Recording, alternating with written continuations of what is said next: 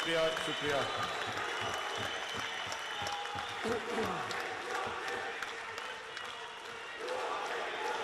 بسم اللہ الرحمن الرحیم. بس ایاک نعبد و ایاک نستعین. سب سے پہلے میں سب کا شکریہ ادا کرنا چاہتا ہوں جنہوں نے آج یہ ہمارا جو 3 سال جو ہم آج 3 سال کی اپنی پرفارمنس لوگوں کے سامنے رکھ رہے ہیں. میں فواد چودھری آپ کا، سیف اللہ نیازی آپ کا، اور فاروق حبیب سب کا، یوتھ ونگ سب کا،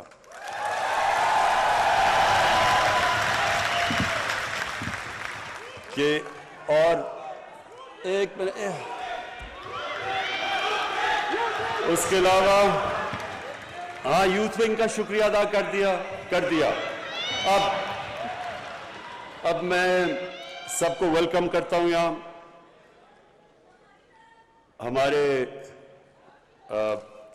ہمارے منسٹرز، صوبائی اور فیڈرل منسٹرز، اور ابھی جو الیکٹ ہوئے ہیں آزاد کشمیر کے پریزیڈنٹ، وہ گلگت بلتستان کے چیف منسٹر، گورنرز، سب کو میں آج یہاں ویلکم کرتا ہوں. اچھا جی، اب میری یہاں ٹیم بیٹھی ہوئی ہے. میں ابھی فیصل جاوید کو دیکھ رہا تھا کہ یہ اتنا وہ دھرنا مس کرتا ہے کہ وہ جب مائک مل جائے وہ چھوڑتا ہی نہیں. اب مائک اس کو یاد آ جاتا ہے وہ. اور عمران اسماعیل، اور پھر عطا اللہ خیل، عیسیٰ خیل بھی، کہ ہم نے ساری کیمپین کی، جو کیمپین ہماری تھی وہ ساری مجھے یاد ہے عیسیٰ عطا اللہ کے ترانے کے اوپر. اور پھر ابرار، آپ کا بھی جو ٹیلنٹ ہے ماشاءاللہ میں داد دینا چاہتا ہوں، بڑا ورسٹائل ہے آپ کا ٹیلنٹ. اور اب مجھے سمجھ نہیں آ رہی کہ میں اپنے گورنر عمران اسماعیل کو کس طرح اس کو داد دوں، کیونکہ اس میں اب پتہ نہیں پوٹینشل یہ ترانوں کا زیادہ ہے یا اس کی گورنرشپ میں زیادہ ہے، لیکن اس کا شاہ زمان سب کو دینا چاہتا ہوں. اچھا جی، میں یہ 3 سالہ جو ہماری پرفارمنس ہے وہ آپ کے سامنے رکھنے سے پہلے میں ایک چیز، کیونکہ میں جو یوتھ ہے یہ ہمارا فیوچر ہے، ہماری زیادہ تر آبادی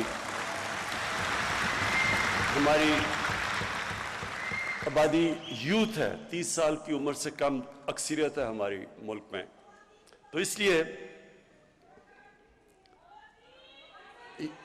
یوتھ میں خواتین بھی شامل ہوتی ہیں، وہ علیحدہ نہیں ہے یوتھ سے. اچھا ایک منٹ، یوتھ ونگ آپ نے چپ کر کے شور نہیں بچانا، آرام سے سننی ہے میری بات. اب سنیں، نعرے نہیں، ابھی نعرے نہیں. اچھا جی سنیں، میں سب سے پہلے اپنی صرف یہاں بھی لیکن سارے پاکستان کی یوتھ کے لیے جو پیغام میں آج دینا چاہتا ہوں وہ یہ کہ دیکھیں، جب ہم 5 وقت کی نماز میں، وہ کئی 5 وقت پڑھتے ہیں کئی نہیں پڑھتے، لیکن نماز میں ہم ایک چیز مانگتے ہیں، اور وہ ہے کہ اللہ ہمیں ان کے راستے پہ لگا جن کو تو نے نعمتیں بخشیں، اس راستے پہ نہیں جو اپنی تباہی کے راستے پہ نکل گئے. میں صرف چاہتا ہوں کہ اس کے اوپر غور کریں، کیونکہ جو زندگی کا فلسفہ ہے وہ اس چھوٹے سے آیت کے اندر ہے. اگر آپ اس کو سمجھ جائیں تو آپ کو سمجھ آ جائے گی کہ انسان عروج پہ کیسے جاتا ہے اور انسان اپنے آپ کو تباہ کیسے کرتا ہے. یہ صرف اسی میں ہے، اور اسی لیے اللہ نے ہر روز 5 وقت آپ کو صرف یہ کہا ہے مانگنے کے لیے کہ اللہ مجھے اس راستے پہ لگا، اس راستے پہ نہیں جو تباہی کا راستہ ہے، جو عروج کا راستہ ہے. اور وہ جو عروج کا راستہ ہے وہ کس کا راستہ ہے؟ وہ سب سے اللہ کے محبوب سب سے عظیم انسان جو کبھی نہ اس طرح کا عظیم انسان آیا ہے اور نہ آئے گا، ہمارے نبی صلی اللہ علیہ وسلم۔ اب یہ سمجھنے کی بات ہے، جب اللہ ہمیں حکم دیتا ہے کہ ان کی زندگی سے سیکھو تو اللہ بے نیاز ہے، یہ صرف وہ ہماری بہتری کے لیے اللہ کہتا ہے۔ اگر ہم نے ایک عظیم انسان بننا ہے تو اللہ نے راستہ بتا دیا، اور اسی لیے یہ ضروری ہے کہ ہماری یوتھ کو، ہمارے بچوں کو، خاص طور پر آج کل کے زمانے میں بہت ضروری ہے اس چیز کا سمجھنا کہ ہم جب ان کے راستے پہ چلتے ہیں تو ہم اپنی عظمت کے راستے پہ جاتے ہیں۔ اور جب ابھی یہ ساری جو سٹرگل کی ویڈیوز دکھائی گئی ہیں کہ ہماری، اور واقعی بڑی لمبی سٹرگل ہے، 25 سال اور 22 سال پہلے اقتدار کے باہر، تو یہ میری انسپریشن کیا تھی سٹرگل کی؟ ایسے ایسے وقت تھے جب کہ 5-6 لوگ رہ گئے تھے جو ایکٹیو پارٹی میں رہ گئے تھے۔ ایک وقت ایسا تھا کہ پارٹی سکڑ کے 5-6 لوگوں کی رہ گئی تھی، باقی گھروں میں بیٹھ گئے تھے۔ اور اونچ نیچ آتی ہے، ہر تنظیم میں، انسان کی زندگی میں اونچ نیچ آتی ہے، اور وہ جو برا وقت تھا، اور جب لوگ مذاق اڑاتے تھے، مجھے کئی لوگوں نے کہا کہ جی ہمیں شرم آتی ہے، ہم جب گھر جاتے ہیں ہمارا مذاق اڑتا ہے کہ آپ تحریک انصاف میں ہیں۔ کئی میرے لوگ، میرے اپنے، بلکہ یہاں بھی 1-2 بیٹھے ہوں گے جن کو یاد ہوگا کہ وہ جب گھر جاتے تھے تو ان کی بیوی کیا کہتی تھی جب وہ کہتے تھے میں تحریک انصاف میں ہوں۔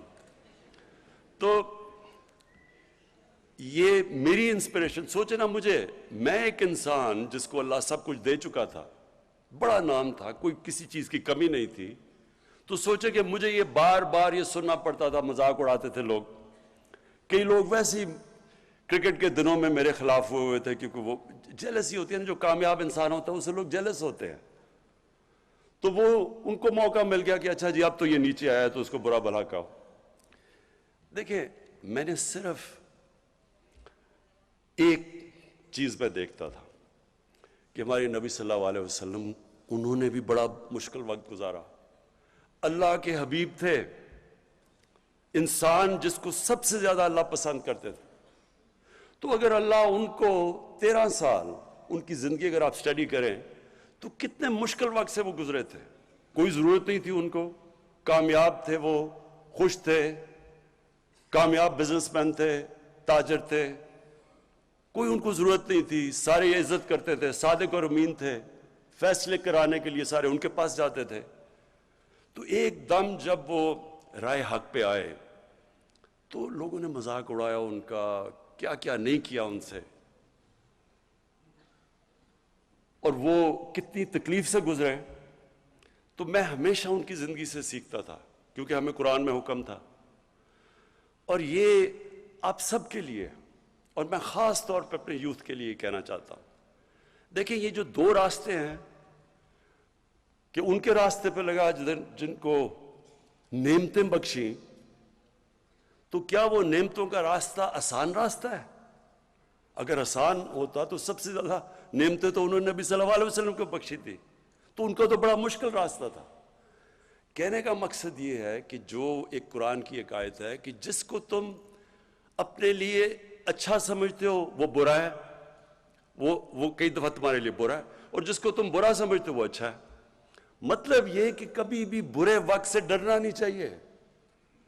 جب میں پہلی دفعہ جب پرائم منسٹر بنا تو میں نے پہلی بات کی کہ یہ مشکل وقت ہے، لیکن گھبرانا نہیں ہے، کیونکہ مشکل وقت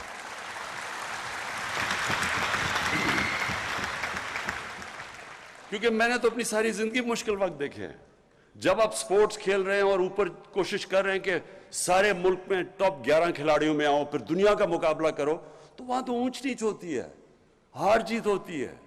کئی دفعہ لوگ تالیاں بجا رہے ہیں، وہی آپ گراؤنڈ میں جا رہے ہیں تو سارا اسٹیڈیم تالیاں بجا رہا ہے، اور وہ آپ 0 پہ آؤٹ ہو کے واپس آ رہے ہیں تو وہی 2 منٹ میں سوئچ کر کے آپ کو گالیاں نکال رہے ہیں، مذاق اڑا رہے ہیں آپ کا۔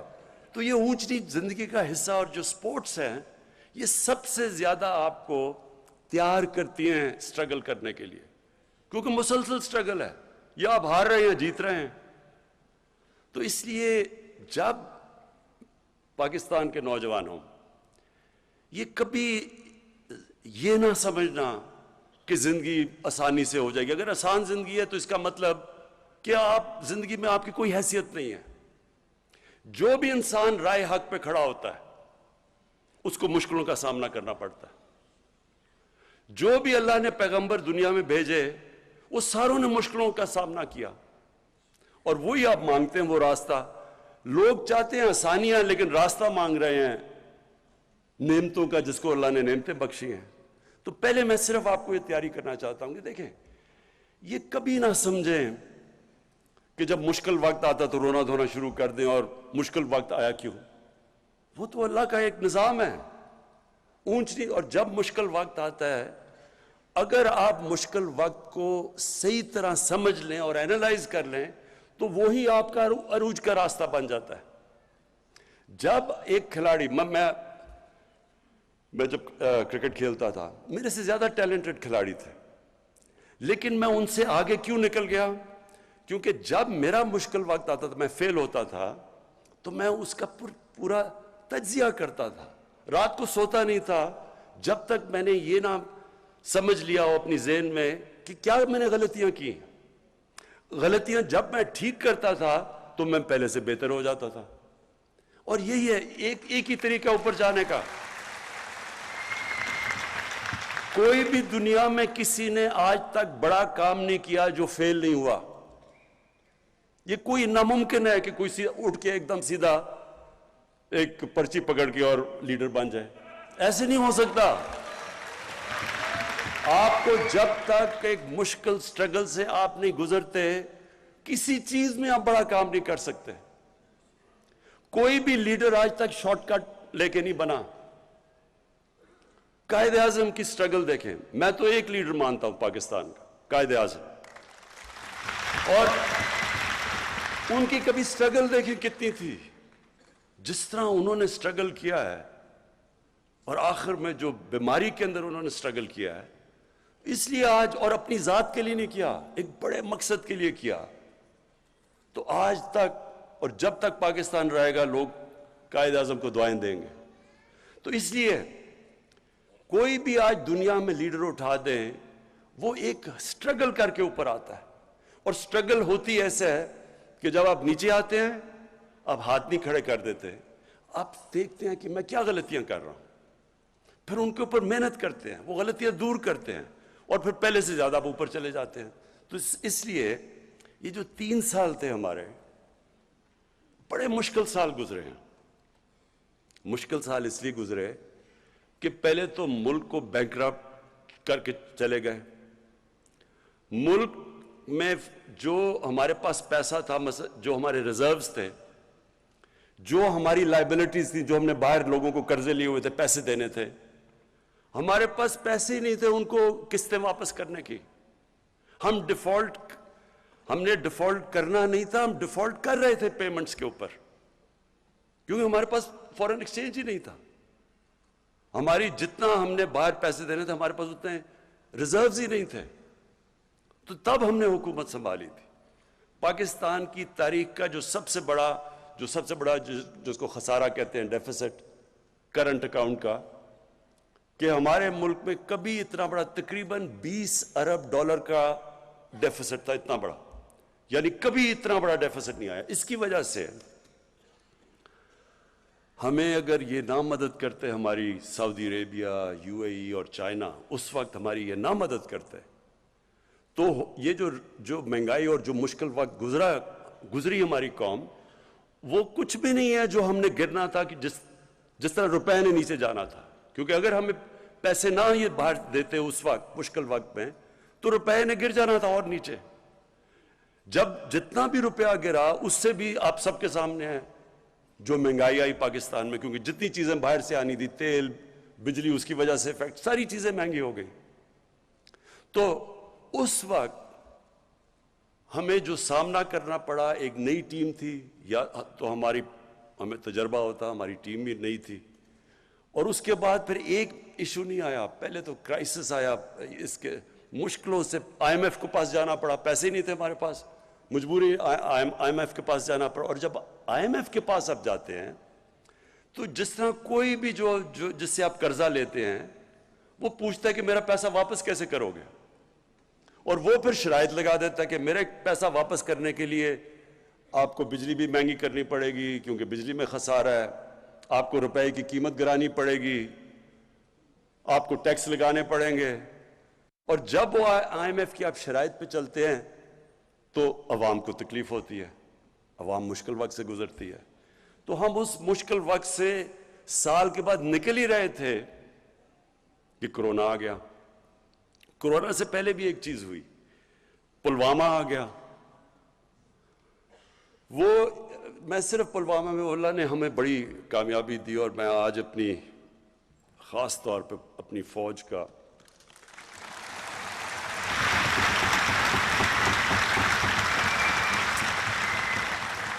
خاص طور پہ ان کا اس لیے شکریہ ان کا ادا کرتا ہوں، اللہ کا شکر کرتا ہوں کہ ہمارے پاس ایسی فوج اور ایئر فورس ہے.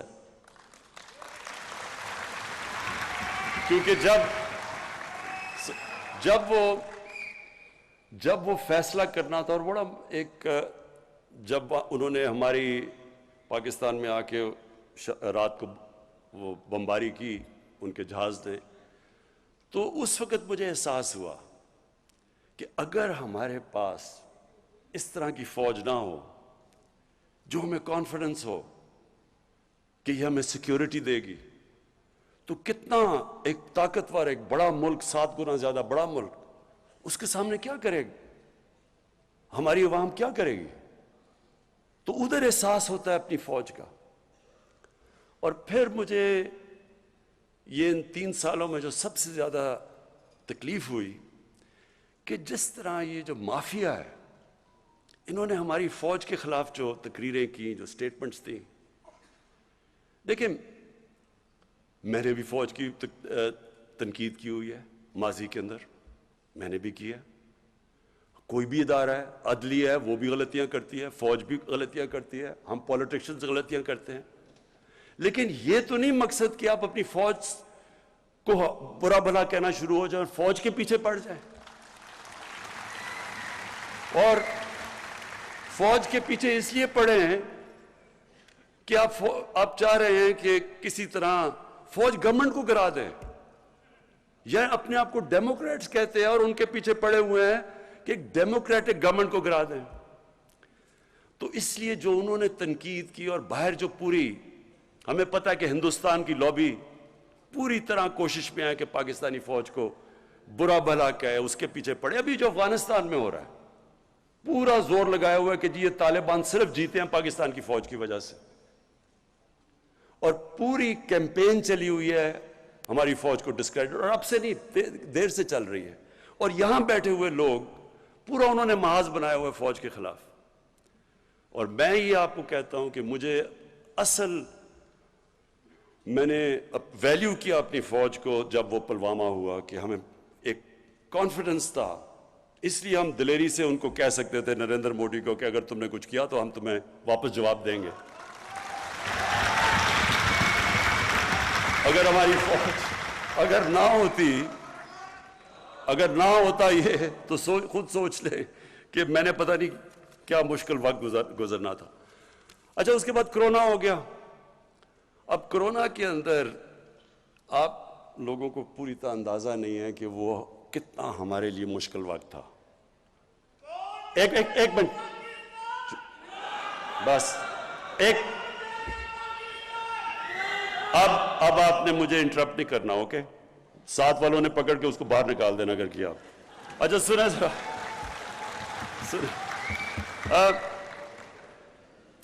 دیکھیں مشکل کیا تھا.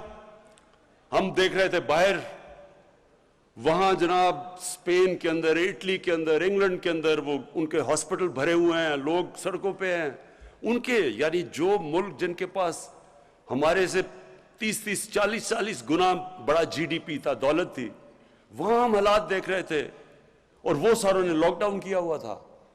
پھر ادھر سے دیکھا جی نریندر مودی نے بھی لاک ڈاؤن کر دیا.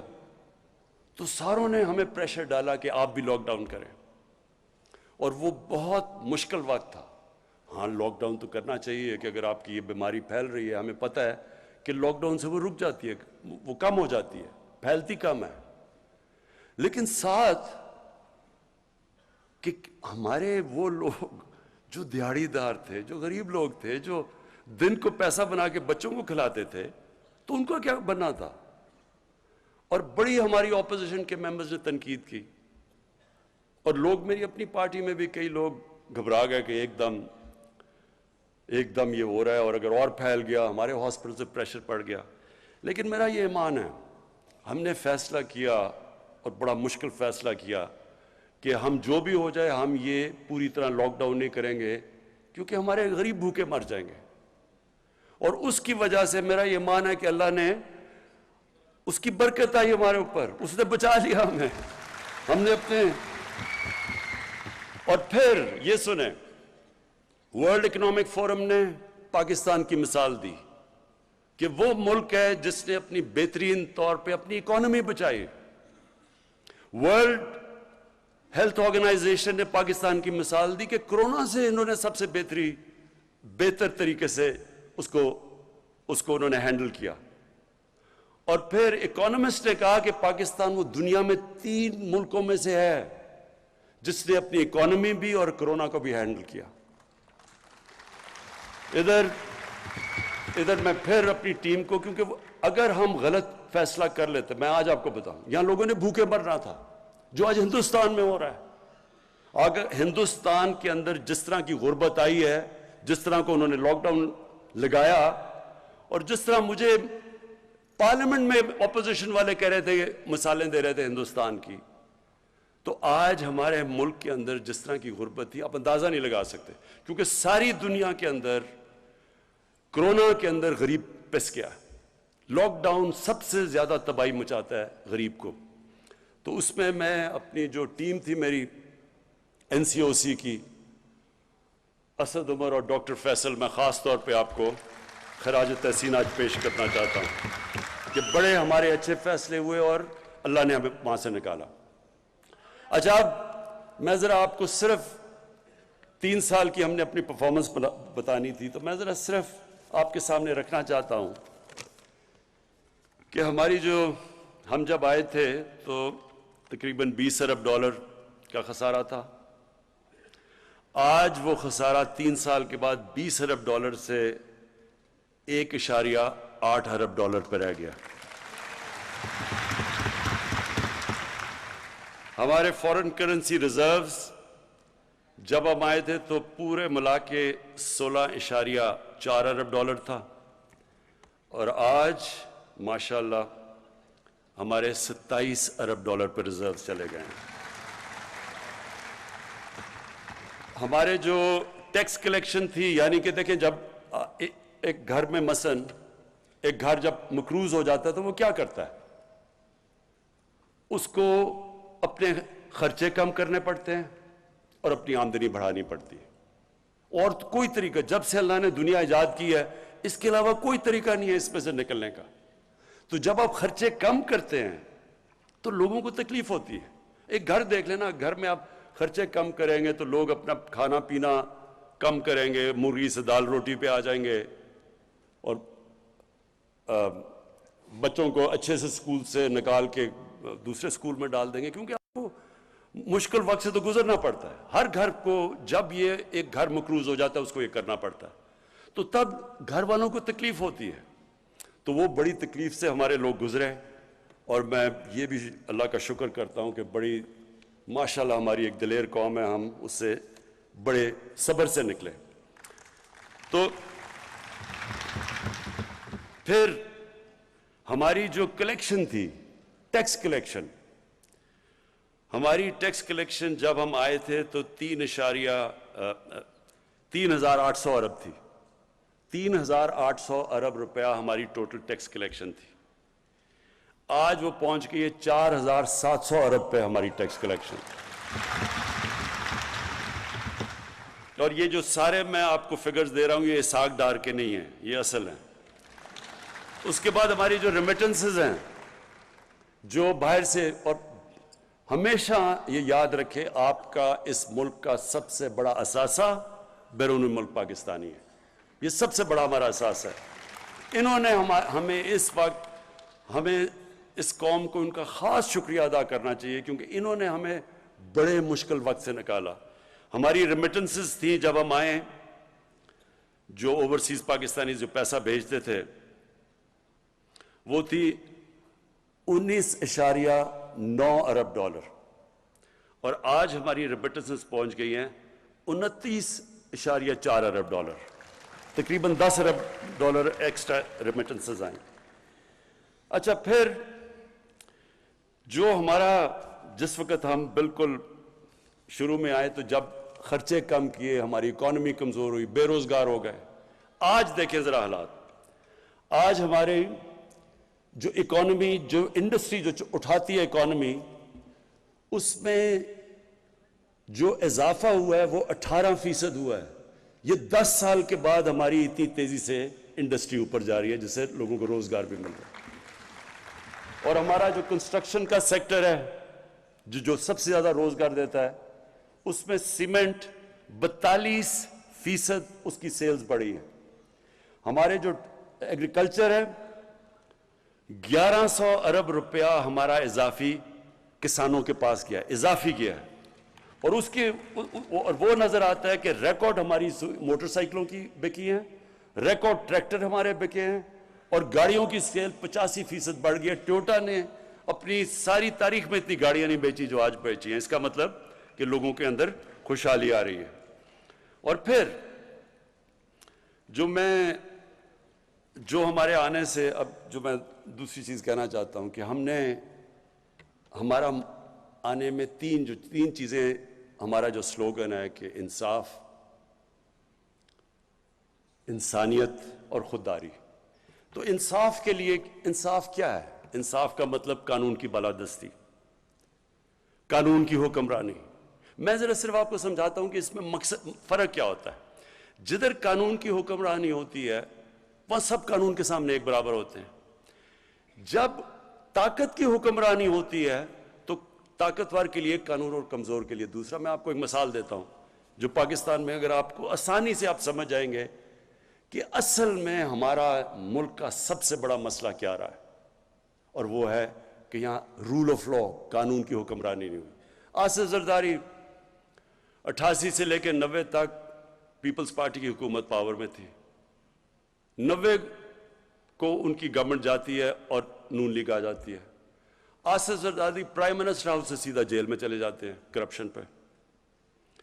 93 کے اندر نون لیگ کی حکومت چلی جاتی ہے, پیپلز پارٹی واپس آ جاتی ہے. آصف زرداری سیدھی جیل سے اٹھ کے پرائم منسٹر ہاؤس. پھر 96 میں پھر پیپلز پارٹی حکومت جاتی ہے, وہ پھر پرائم منسٹر ہاؤس سے سیدھا جیل. اس کا مطلب کیا کہ جب وہ طاقت میں ہیں تو پاکستان کا قانون ان کو نہیں پکڑ سکتا. وہ صرف جب اپوزیشن میں جاتے تھے تو قانون پکڑتا تھا. تو دیکھیں, یہ صرف میں آپ کو اس لیے مثال دے رہا ہوں, کوئی بھی ملک, یہ ذہن میں ڈال لیں, کوئی ملک ترقی نہیں کر سکتا جدھر رول آف لا نہیں ہوتا. اور اسی لیے مدینہ کی ریاست میں جب ان کے پاس خوشحالی نہیں تھی, تب شروع میں بڑا مشکل وقت تھا. شروع کے اندر تو پہلے 4-5 سال تو مشکل سے امت بچی تھی. جنگ خندق میں, جنگ احد میں مشکل سے بچے تھے, کھانا نہیں تھا, برے حالات تھے. لیکن قانون کی بالادستی قائم کی, قانون سے اوپر کوئی نہیں تھا. انہوں نے کہا, نبی صلی اللہ علیہ وسلم نے, کہ تمہارے سے پہلے بڑی قومیں تباہ ہوئیں جدھر یہی طاقتور کے لیے کمزور کے لیے دوسرا قانون. اور میری بیٹی بھی اگر قانون توڑتی ہے تو اس کو سزا ملے گی. کوئی قانون سے اوپر نہیں ہے. اور یہ بیسس ہوتا ہے, دیکھیں کوئی بھی دنیا کی سیولائز سوسائٹی, اس کا بیسس ہوتا ہے رول آف لا.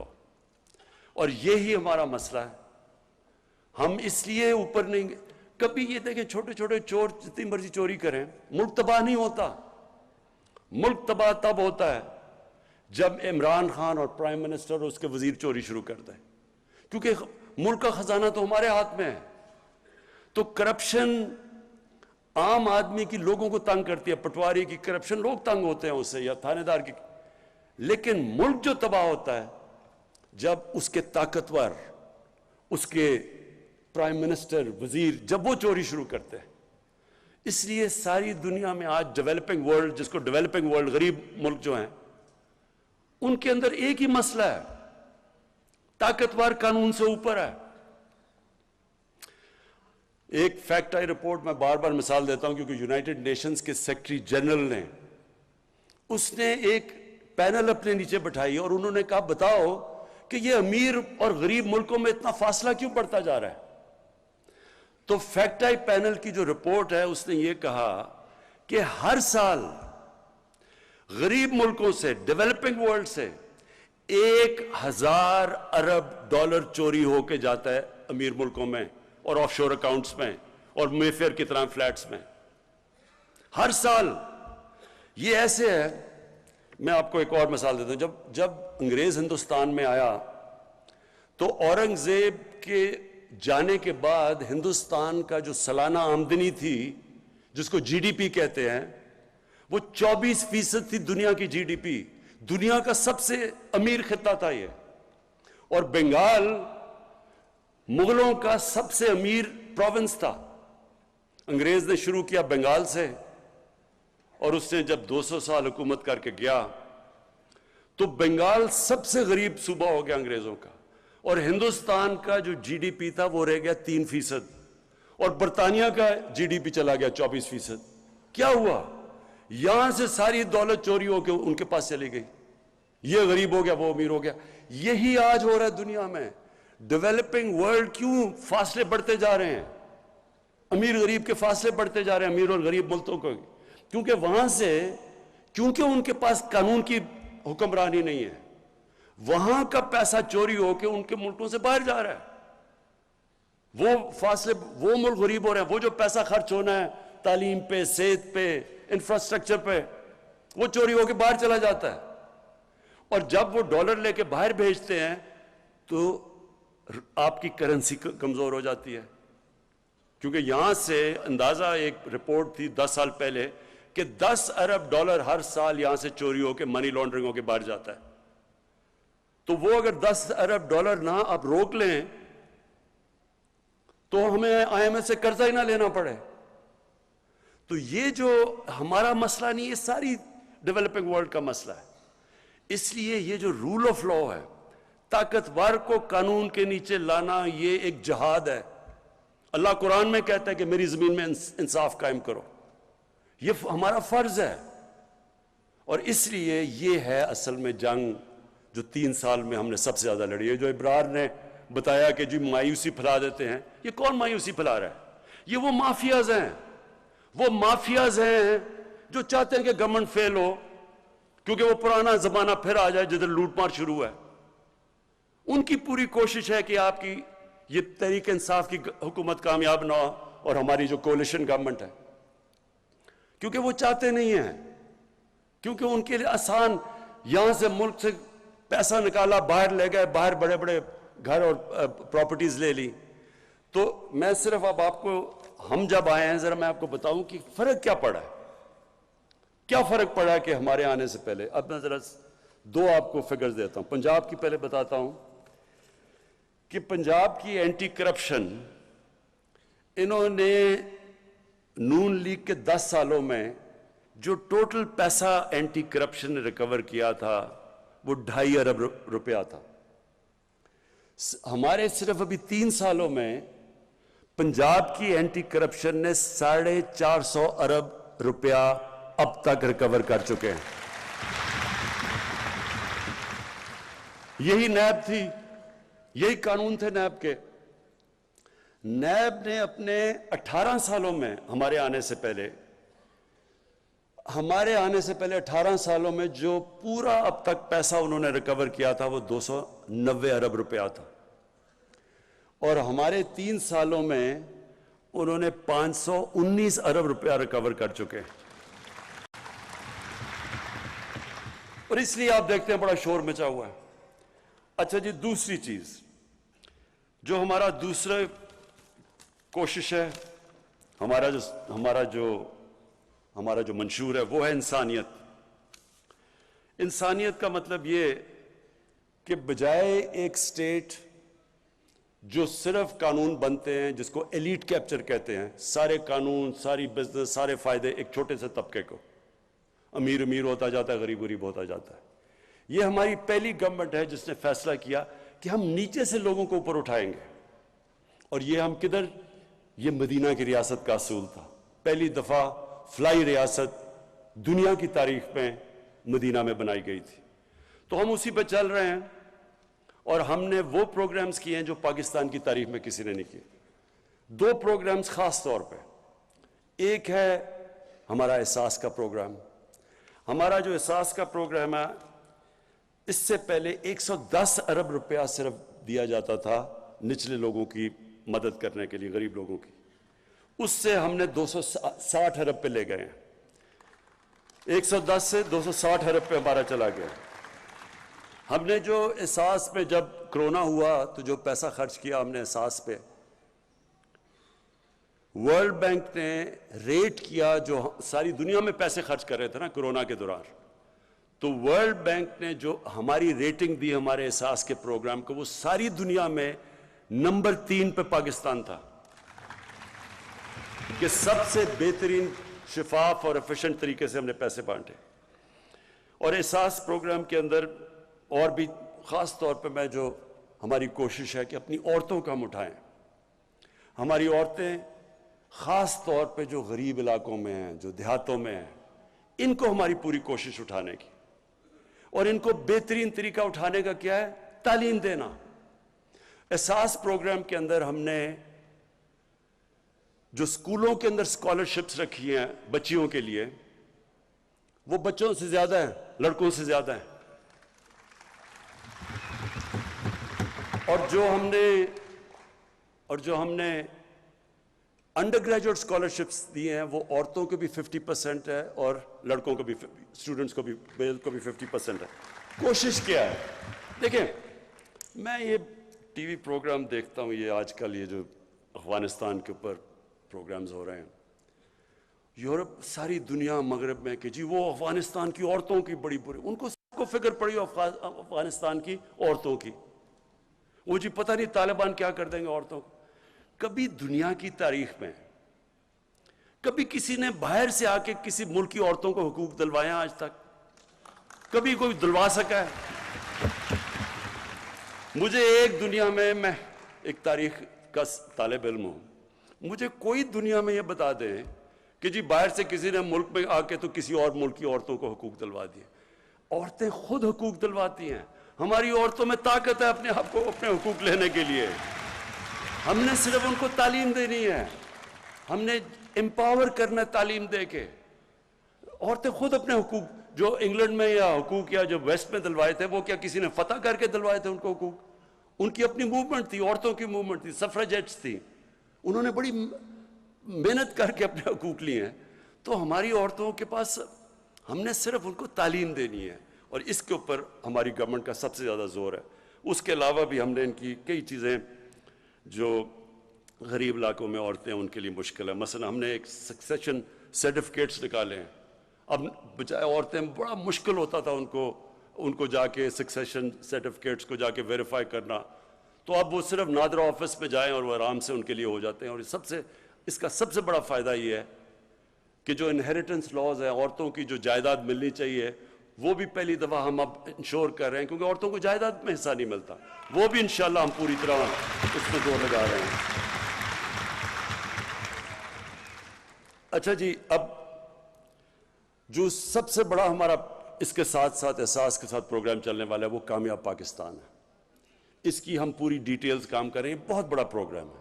اس میں جو ہماری 40 لاکھ نچلے غریب خاندان ہیں، ان کے لیے ہم 4 چیزیں کرنے لگے ہیں. سب سے پہلے ان کو قرضے، سود کے بغیر ان کو قرضے دیں گے.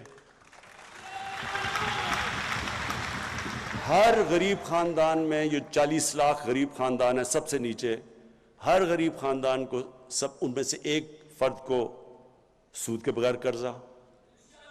اس کے بعد ایک فرد کو ٹیکنیکل ایجوکیشن، تاکہ وہ ہنر سیکھ سکیں.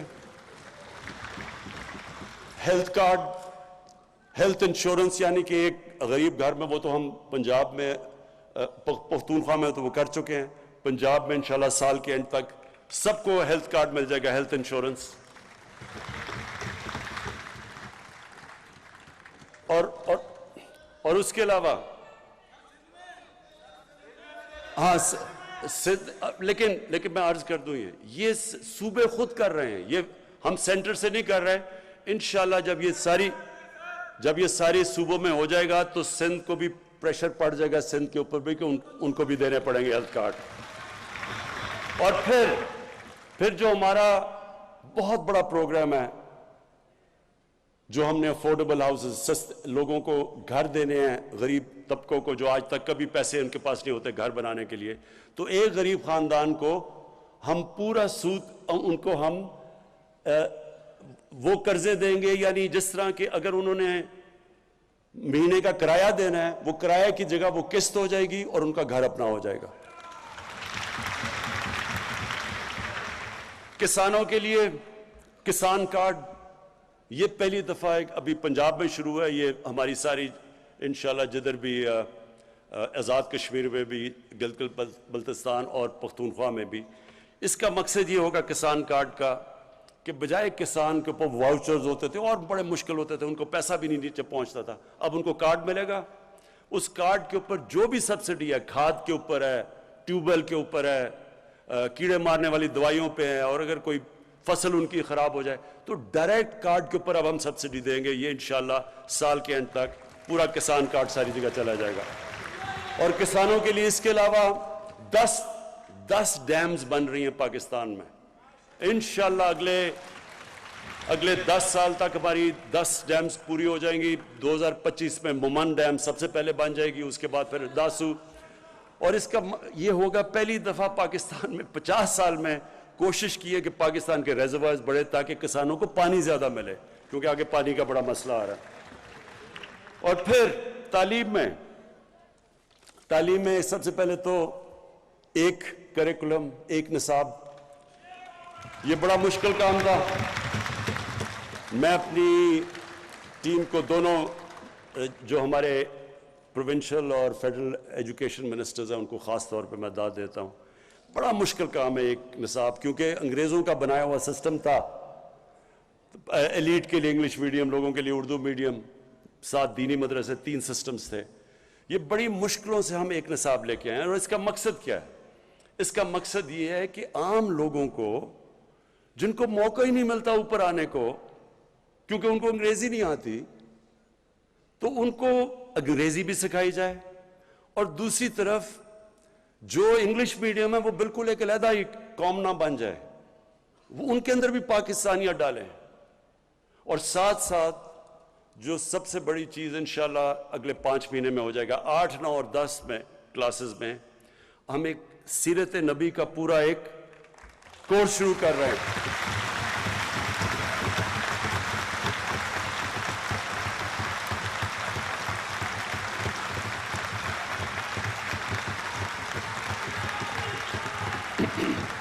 یہ اس لیے ضروری، یہ میں اس لیے سمجھتا ہوں کہ آج جتنا یہ ضروری ہے، کبھی مسلمانوں کی تاریخ میں کبھی یہ ضروری نہیں تھا.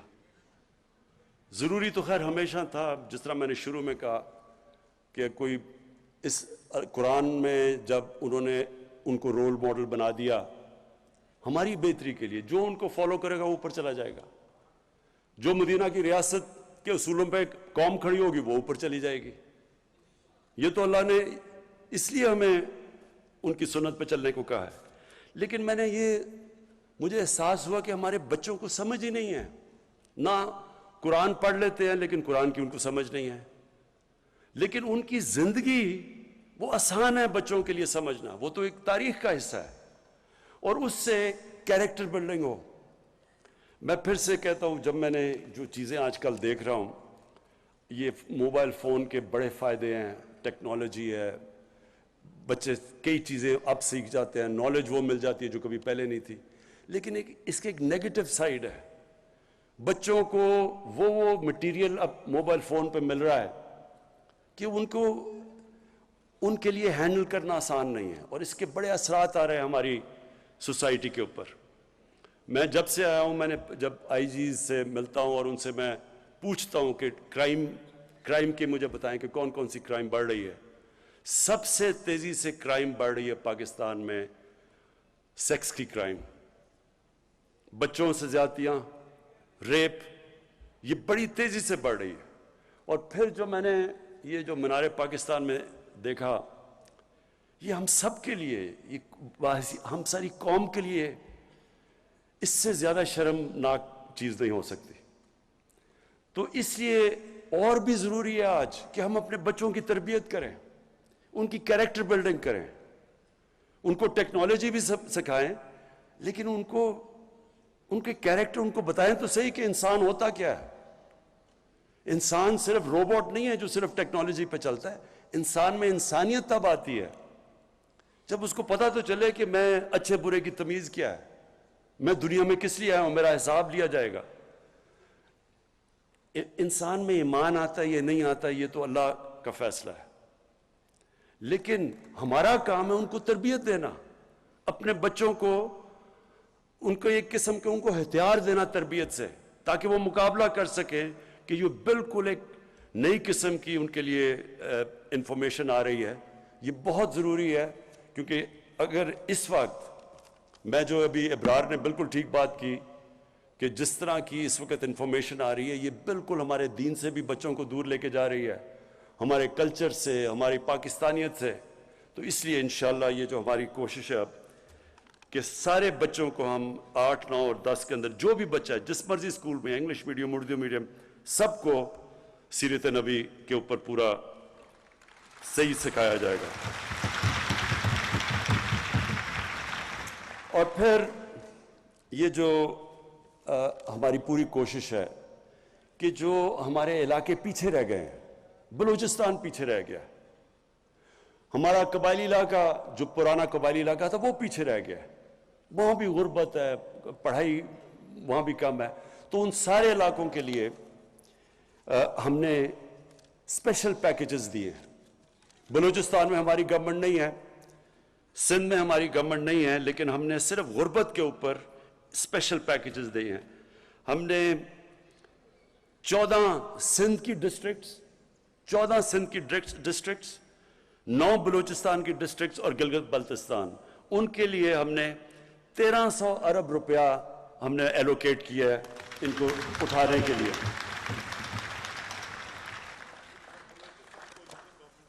ہاں اچھا، بلوچستان میں ہماری کولیشن گورنمنٹ ہے۔ اچھا، اب میں آخری چیز پہ آ رہا ہوں، اور یہ بڑا ضروری ہے آپ سب کے لیے کہ دیکھیں، میں پاکستان کی پہلی چپ کر کے سنیں پاکستان کی پہلی جنریشن ہوں۔ میرے ماں باپ ایک غلام ہندوستان میں پیدا ہوئے تھے، میں ایک پہلی جنریشن ہوں جو ہم ایک آزاد ملک میں پیدا ہوئے تھے۔ اور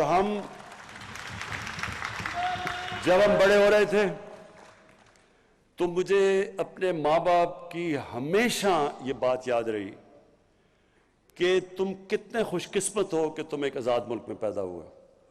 ہمیشہ ماں باپ نے مجھے یہ بتایا، اور مجھے بدقسمتی سے ہمارا جو راستہ ملک کا، ایک ہمارا بہت عظیم قائد اعظم ہمارے لیڈر تھے، میں ہمیشہ کہتا ہوں کہ غلام ہندوستان میں ایک آزاد ذہن تھا قائد اعظم، لیکن جو ہمارا جو ملک کا جو راستہ تھا ایک خوددار قوم بننے کا، بدقسمتی سے ایسی ملک میں لیڈرشپ آئی جنہوں نے دوسروں کے سامنے ہاتھ بھی پھیلا دیے، کبھی یہی نہیں سوچا کہ ہماری اپنی طاقت کیا ہے، کبھی کوشش نہیں کی اپنے پیر پر کھڑے ہونے کی۔ جب بھی ایک آدمی، ایک انسان اللہ نے ہمیں بنایا ایسا ہے کہ جب ہم اپنے کوئی وثاقیاں پکڑ لیتے ہیں یا کسی کے اوپر ڈیپینڈ کرتے ہیں تو ہم اپنی طاقت نہیں پہچانتے۔ مولانا رومی نے ایک دفعہ کہا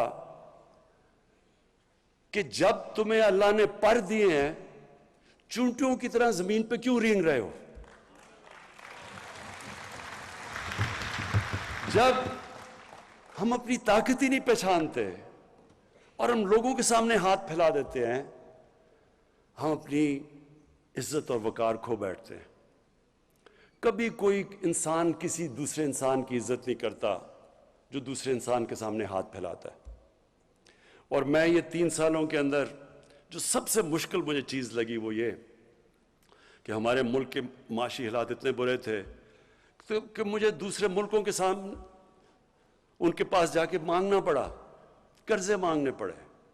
اور میں آپ کو یقین دلاتا ہوں یہ سب سے مشکل چیز ہے، کیونکہ جو مرضی آپ کر لیں، جی میرا دوست ہے، آپ دوست تو چھوڑیں، آپ اپنے ماں باپ سے بھی تیسری دفعہ پیسے مانگنے جائیں تو دیکھیں ماں باپ بھی تھوڑے بدل جاتے ہیں آپ کی طرف، آپ کے بھائی بہن بدل جاتے ہیں۔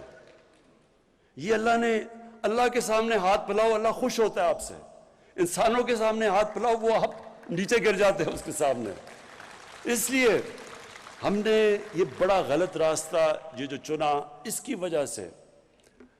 وجہ سے ہم نے کبھی کوشش ہی نہیں کی اپنا پوٹینشل کہ کتنا عظیم، کتنا بڑا تحفہ دیا اللہ نے۔ ہر قسم کی چیز ہے پاکستان میں آپ کو یہ بتا دوں، جس شعبے میں ہم ایگریکلچر پہ، اپنی زراعت پہ زور ڈالیں گے، اس پہ پاکستان اٹھ سکتا ہے، اس کے اوپر بھی کبھی توجہ نہیں دی۔ اس ملک میں جتنے منرلز دیے ہیں، جو معدنیات ہیں، اس کے اوپر بھی کبھی توجہ نہیں دی، کیونکہ صرف باہر ہاتھ پھیلائے ہوئے کہ ایڈ آتی رہے یا ہم امپورٹ کرتے رہیں۔ سوچا ہی نہیں کہ اس ملک میں کیا کیا ہے اللہ۔ جو ٹورزم ہے، میں آپ کو صرف بتاؤں کیونکہ میں دنیا میں پھرا ہوں، ٹورزم میں صرف پاکستان اتنا پیسہ بنا سکتا ہے کہ وہ اپنے قرضے اتار سکتا ہے، صرف ٹورزم پہ۔ کبھی کسی نے توجہ ہی نہیں دی کیونکہ چھٹیاں ان کی لندن میں تھی، کسی کو کیا پتا کہ یہاں پاکستان میں کیا پوٹینشل ہے۔ انڈسٹری کے اندر پاکستان کی انڈسٹری اٹھ رہی تھی، نیشنلائز کر کے ہم نے اپنی انڈسٹری ساری تباہ کر دی 70s میں۔ ہمارے بینکرز دنیا کے اندر، BCCI دنیا کے اندر 14-15 نمبر پہ بینک پہنچ گیا تھا، یہیں سے لوگ اٹھے ہوئے تھے، لیکن آہستہ آہستہ آہستہ آہستہ یہاں پہنچ گئے کہ آپ سوچیں کہ 22 کروڑ کا ملک ہے اور ہماری ایکسپورٹس دیکھ لیں۔ پچھلے 5 سال میں جو ان کے پچھلے والے نون لیگ کے 5 سال تھے، ایکسپورٹس بڑھی نہیں، جو 5 سال پہلے تھی ان کے وہ اینڈ تک اتنی ایکسپورٹس تھی۔ جب ملک ایکسپورٹ ہی نہیں کرے گا، اس کے پاس آمدنی کدھر سے آئے گی؟ کیسے ملک آگے بڑھ سکتا ہے؟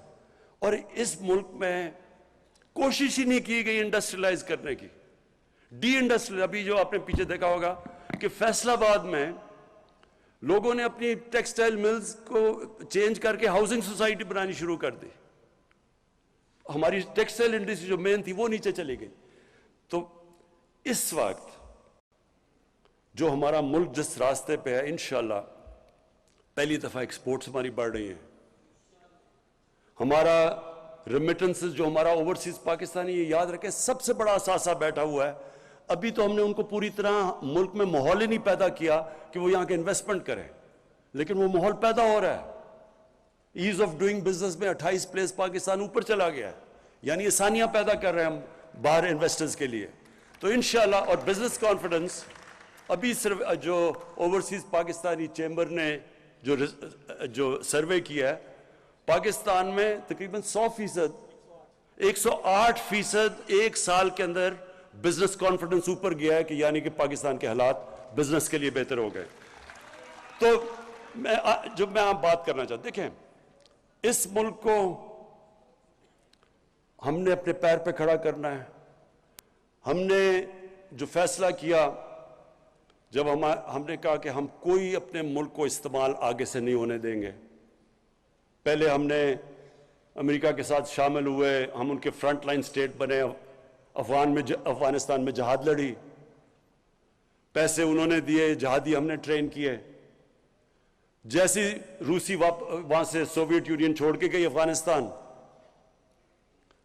وہ بھی چلے گئے امریکی، اور ہمارے اوپر سینکشنز لگا دی۔ اس کے بعد 9/11 آیا، ان کو پھر ہماری ضرورت پڑ گئی، افغانستان میں انہوں نے جنگ لڑنی تھی، انہوں نے پھر پاکستان کو کہا کہ جی ہماری تمہیں ضرورت ہے۔ میری طرح کے لوگوں نے کہا کہ ہمیں اس جنگ میں شرکت نہیں کرنی چاہیے، یہ ہماری جنگ نہیں ہے۔ ہمیں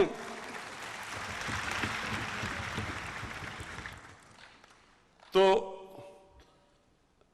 جارج بش نے یہ نومبر 2001 میں اس نے کہا جب اسے ضرورت تھی ہماری کہ اس باری ہم پاکستان کو نہیں بھولیں گے, ہم ابینڈن نہیں کریں گے اس باری پاکستان کو. لو جی امریکہ کی جنگ میں شامل ہو گئے, کہا جی ہماری جنگ ہے, پیسے ان سے لے رہے ہیں, جنگ ہماری ہے, ہم ان کی مدد کر رہے ہیں اور وہی بمباری کر رہے ہیں ہمارے پہ. 480 ڈرون اٹیکس کیے ہیں پاکستان کے اوپر. کبھی دنیا کی تاریخ میں یہ نہیں ہوا کہ ایک ملک کو اپنے ہی اعلائے بمباری کر رہا ہے, یہ کبھی دنیا میں نہیں ہوا. وہ لوگ جو بیچارے مرتے تھے ڈرون اٹیکس میں, وہ سارے بدلہ لیتے تھے پاکستان سے, ہماری فوج سے. ہمارے ادھر فوجی بھی شہید ہو رہے ہیں, ہمارے بم دھماکے ہو رہے ہیں. 70 سے 80 ہزار لوگوں کی ہم قربانی دے گی کسی اور کی جنگ لڑ کے, اور اس کے بعد وہی ہمیں کہنا شروع ہو گیا کہ نہیں جی آپ کی وجہ سے ہم افغانستان میں کامیاب نہیں ہوئے. تو اس سے ہمیں کیا سبق ملتا ہے؟ کبھی ہم نے اپنے آپ کو کسی سے استعمال ہونے نہیں دینا. کبھی ہم نے اپنے لوگوں کو اس طرح نہیں ہم نے قربان ہونے دینا کسی اور کے لیے, کیونکہ انہوں نے تو کچھ نہیں اپریشیٹ کیا.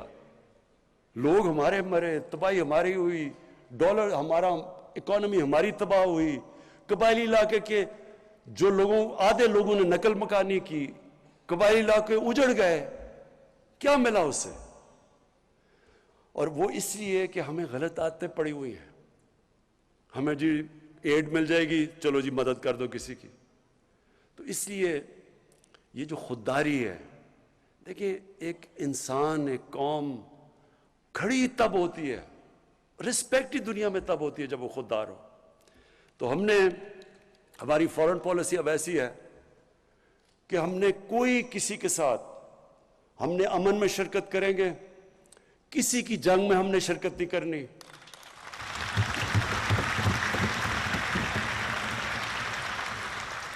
اور افغانستان کے اوپر میں آخری بات کر دوں کہ جو افغانستان میں ہوا, جس طرح 300 تقریباً 3 لاکھ افغان فوج لڑی نہیں.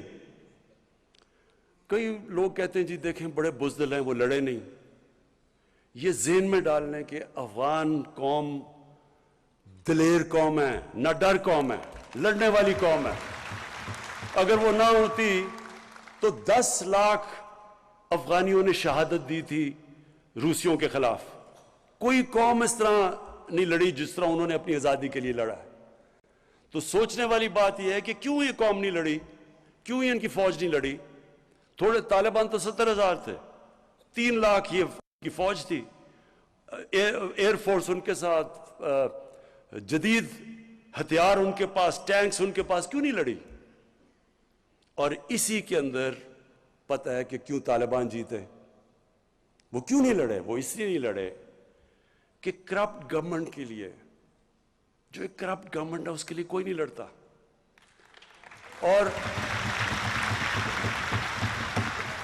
اور دوسری چیز, افغانیوں کی ایک سائیکی ہے, وہ ہمیشہ جو باہر سے آتا ہے, جو ان کے اوپر فتح کرنے کی کوشش کرتا ہے, وہ قوم ان کے اگینسٹ کھڑی ہو جاتی ہے. وہ اپنی آزادی کے لیے لڑتے ہیں. تو وہ کبھی بھی کسی ایک گورنمنٹ جو باہر سے امریکی اس کو بیک کر رہے ہیں, انہوں نے اس کے لیے نہیں لڑنا تھا.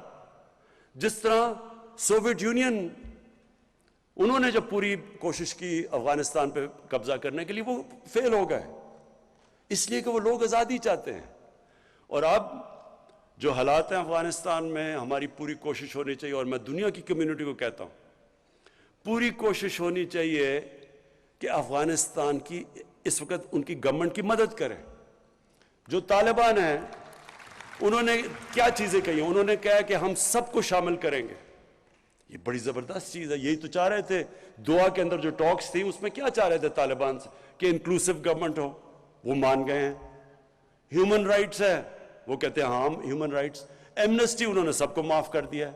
اور انہوں نے کہا کہ ہم اپنی زمین استعمال نہیں ہونے دیں گے دہشت گردی کے لیے. یہی دنیا چاہتی تھی.